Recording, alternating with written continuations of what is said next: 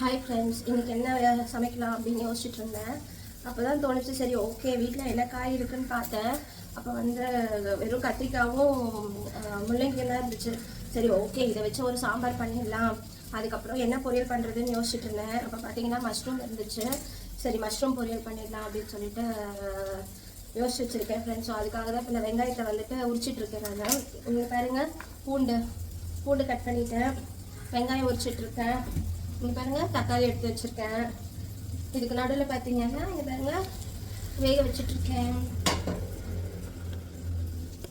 அவ்வளோதான் friends. So இதை வச்சு இன்றைக்கி நம்ம சாம்பார் பண்ண போகிறோம்.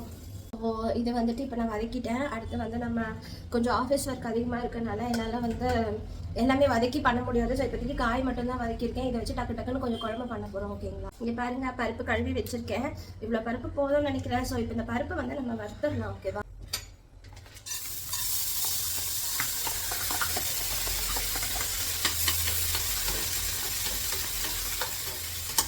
பருப்பு நல்லா வறுபட்டுருச்சா? இப்போ இதை குக்கரில் போட்டுக்கலாம். அதுக்கப்புறம் தக்காளி கட் பண்ணி வச்சுருக்கேன். அந்த தக்காளி கொஞ்சம் ஆட் பண்ணிக்கலாம். ஸோ எனக்கு டைம் இல்லாதனால தான் நான் இந்த மாதிரி பண்ணுறேன் ஃப்ரெண்ட்ஸ். எல்லாம் ஒரே இதாக போட்டு வதக்கிடலாம் அப்படின்னு சொல்லிட்டு கொஞ்சம் வெங்காயமும் ஆட் பண்ணிக்கிறேன். வெங்காயம் ஆட் பண்ணியாச்சு. ஸோ பூண்டு மீதி இருக்கிற வெங்காயம் மஷ்ரூமுக்காக நான் வச்சுருக்கேன். ஸோ இந்த வெங்காயம் மஷ்ரூம்காக வச்சுருக்கேன். ஸோ இதெல்லாம் போட்டாச்சா? அதுக்கு அடுத்து என்ன பண்ணோம்? ஓகே, ஸோ என்னோட சாம்பார் தூள் பாருங்க, சாம்பார் தூள் இதில் போட்டுக்கலாம்.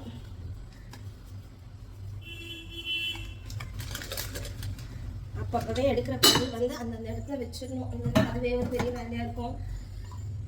ஸோ இதெல்லாம் போட்டு கொஞ்சம் மிக்ஸை கொடுத்துடலாம்.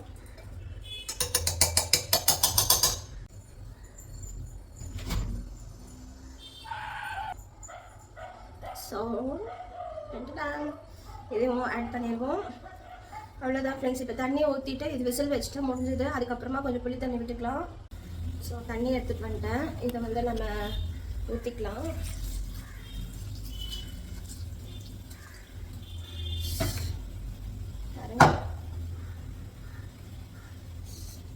நான் ஃபஸ்ட்டு என்ன நினச்சேன், சரி எல்லாம் வேக வச்சுட்டு அப்புறம் புளி ஊற்றிக்கலாம்னு நினச்சேன்.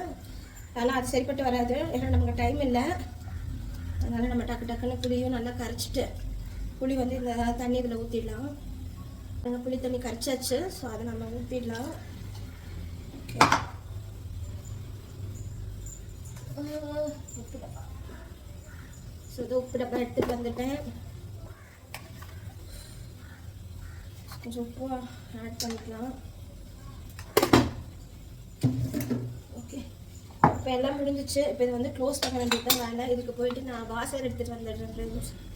குக்கருக்கு கேஸ்கெட் எடுத்துகிட்டு வந்துட்டேன். ஸோ இதை நம்ம போட்டுட்டு கடை சமைச்சிடலாம். அப்படின்தான் இதை க்ளோஸ் பண்ணியாச்சு. பாருங்க, அதுவும் போட்டாச்சு. இதெல்லாம் அதோட இடத்துக்கு போயிடணும். என்னென்ன டிஸ்டர்பன்ஸ் தான். ஸோ இது நல்லா வேகட்டும். அதுக்குள்ளே இந்த பாத்திரத்தெல்லாம் கொண்டு போய் சிங்கில் போட்டு கழுவுவோம். ஸோ இதெல்லாம் போட்டுட்டு கழுவிடலாம். ஸோ ஒலை வச்சுட்டேன். இப்போ நம்ம ஒலை வச்சுட்டேன். அரிசி போட்டுடலாம்.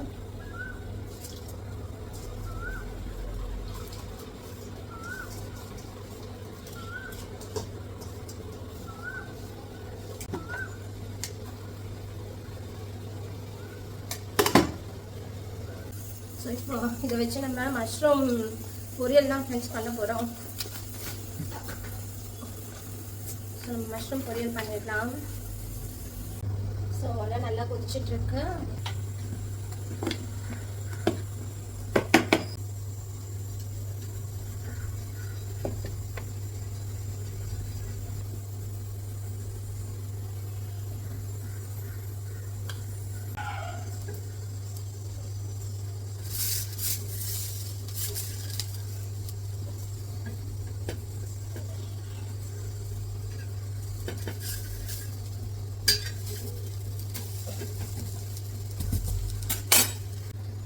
ஸோ இது புதினா பொட்டுக்கடலை போட்டு அரைச்ச சட்னி, இது தோசை. இதுதான் இன்றைக்கி மார்னிங் பிரேக்ஃபாஸ்ட். இது என் ஹஸ்பண்ட் கிட்ட கொண்டு போய் கொடுக்க போகிறேன்.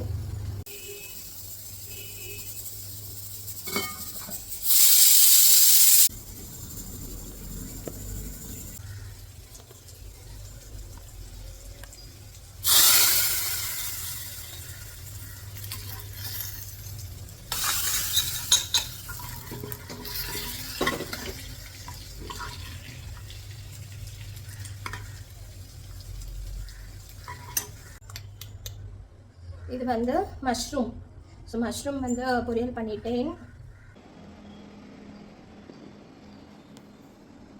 ஒரு வழியாக சமைச்சு முடிச்சாச்சு. ஸோ மஷ்ரூமு அப்புறம் சாம்பார், இதுதான் மத்தியானம் லன்ச் ரெடி பண்ணது. அவ்வளோதான் ஃப்ரெண்ட்ஸ், பை.